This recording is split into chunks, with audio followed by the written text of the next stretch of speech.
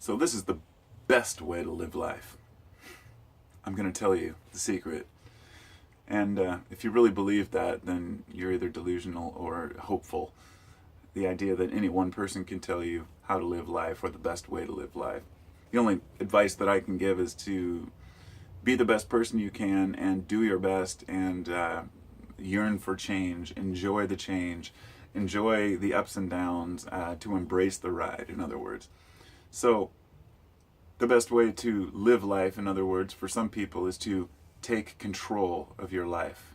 And another way of thinking is to let go of that control. And there are no extremes. It has to be somewhere in the middle. We can't just wander off into the sunset naked babbling. We have to eat, we have to function, we have to be coherent. We know this. So what we're really looking for is not a be-all end-all of the way to a state of mind to remain in, or a permanent fixture of this is who I am and this is how life is. But we are looking for that. A lot of people are searching for a way to be, a person to be. And along the way, sometimes we miss the fact that we're already that person. That, we're striving for something, but we're missing what we already have. And so the reason I'm making this video is because in my lifetime, I've heard so many different people with so many different opinions. And most folks are pretty humble. And when it comes to what they know, they'll say, well, this is what I think to be true. And you can think what you do. The people who are the most outspoken about what they believe, the ones who are adamantly trying to push their beliefs on others, and this isn't just religion, of course, I'm not attacking beliefs in just the religious aspect, but when a person believes something to be true, and they believe strongly, they're likely to stand up for it no matter what, even in the face of evidence that points to the contrary. So to stick to mostly belief systems regarding how to live our lives, I would like to give a couple examples. Take Eastern mysticism, for example. A lot of people in the West have adhered to these principles of Eastern Buddhism, mysticism, Hinduism, as if they are the long-forgotten way to be, the best way to be. So they find this particular practice that works for them. They may meditate, they may do yoga, or what the Westerners call yoga, and let's say that works for them, makes them feel good inside. Now, basically any practice you take up, whether it's a new diet, a new exercise, a new hobby, it's going to bring you excitement. It's going to, your body's going to produce endorphins and serotonin. You're going to get excited about it. And those are the things that, it's just like when you wake up and you're somewhere at an event or going to a concert and your mind is racing and excited. This is what we're looking for. This is the novelty-seeking behavior of humans. Without that novelty, everything just becomes mundane, boring, the same old routine. And for some people, that's very comforting because that's what they want. But for those who are seeking, something more, I guess, who are looking for something more comfort. Let's just say if you're happy in your comfort zone and you're content with the day-to-day routine, so be it. But if it's not working and you're looking for more, that can be difficult. So we will attach to some belief system that somebody else has. Somebody says, hey, try this, this really works well. Maybe you try a practice for a while, a particular thing like Kundalini yoga or something, and for a while it's just amazing. And then let's say it just starts to lose its luster. And a person may feel guilty about stopping their practice. They're like, oh, well, I was doing this and I should really get back into it. I should really get back into doing this. And my thought is, no.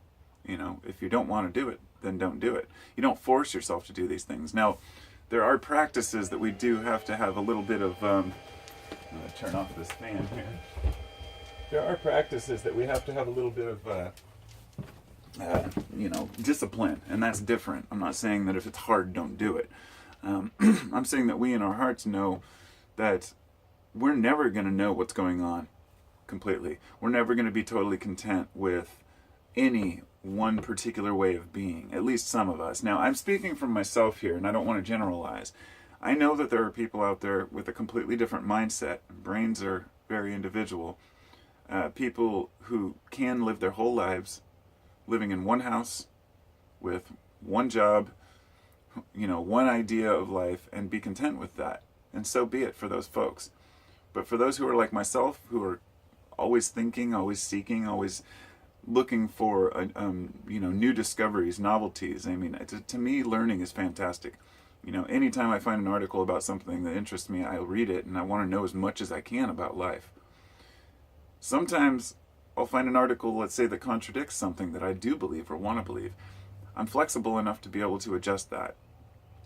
And to me, that is the best way to live, is to be open to change, to believe that, I shouldn't say believe anything, I should say to know that life is change, and to embrace that.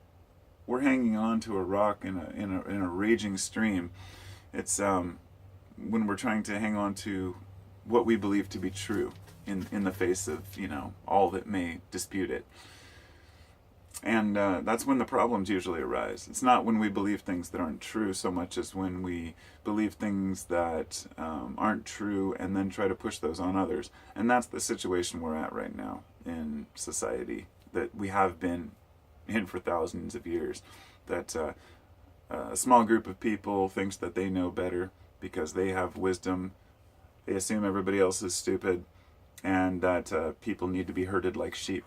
And this is where we get this, leader mentality that goes beyond being a leader or being a representative and becomes a dictator or a tyrant.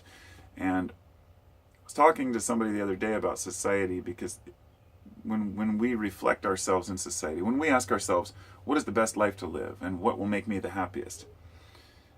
As simple as it sounds, watching other people and saying what makes other people happy is generally the first thing that we do as humans. As much as we like to think that we're independent thinkers and that we've come up with all these ideas on our own, we know that's bullshit. We watched our parents, we watched their friends, we watched our friends, we watched others to say what really seems to make people happy. And I think that where we went wrong is when we saw others who were very outspoken about what they believed or thought about life, and they seemed to be so content and happy about it. Like, oh, this is all this is great, this is what life's all about. Meanwhile, the people who are actually living content, happy lives don't usually talk about it. And that's a very important point that I learned in life.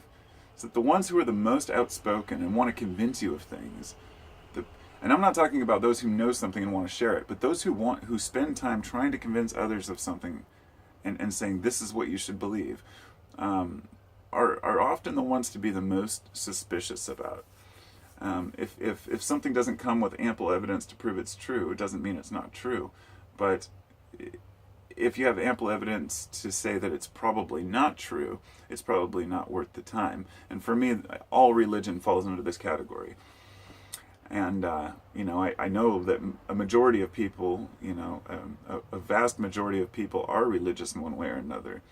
I don't even draw the line at, I won't get into the spiritual aspect of it. I believe the universe is conscious, but that's completely different than a personal God or a heaven and whatnot. So the folks who have tried to convince me the most of what they believe is true have often had the most extreme views.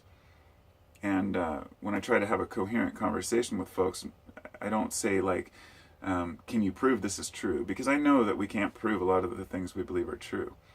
The question I ask is, how does it serve you? And that's the key. That's really the main point I would like to convey here. Was when we talk about living the best life and living the best possible life for ourselves, it's very subjective. What works for one person will not work for you. I mean, parts and components may, but your life is very individualistic. So at a point, we have to figure this out on our own. But the more extreme things we believe, the harder it is to convince ourselves of that. So to me, I believe that most religion falls into this guise of being, awake and aware of the truth of life, but really not grasping that there's a deeper underlying mechanism that we all share that we can't define. It's not that we're the first culture to discover this. I mean, originally God had no name. God was the unspoken, and that was because it's ineffable, it's indescribable, this idea of existence. You don't even have to prove or disprove God as far as religion goes. it's pointless. Here we are. We exist. This is it. It's amazing. Whether you're an atheist or a full-blown Christian or whatever you might be, it doesn't matter. We have to stop trying to convince each other of what we think is true and rather ask, how has it served us? How has it served me in my life to believe this? And can it work for everyone? And that's the other key, the other part, is that just because it serves us doesn't mean it'll serve others. And this goes into the political arena big time, but I don't want to get into that side of it. But, what we're affected by in our lives, if we see a lot of adversity, we might end up leaning towards liberal. If we've grown up around, certain values and want to keep things the way they are, we might end up conservative. The human mind is not just fallible, but completely morphable. We can adjust we can convince ourselves that something is true and a year later believe the direct opposite. And that's what we should be doing. And flip-flopping or having a change of heart often is viewed as a weakness, but it's not. It's not at all. It's a very valid strength, and I think we all need more of it. So I love to see it when two people have a conversation and they disagree on some giant truth about life, but they both walk away shaking metaphoric hands, whether it's online or in person. I think it's easier to be civil in person because people don't want to, start yelling at somebody or bullshitting about what they believe. But when you're online, people can hide behind their computers and tell another person you're going to burn in hell and look at what you're doing to your kids by not believing in Jesus and, on and on.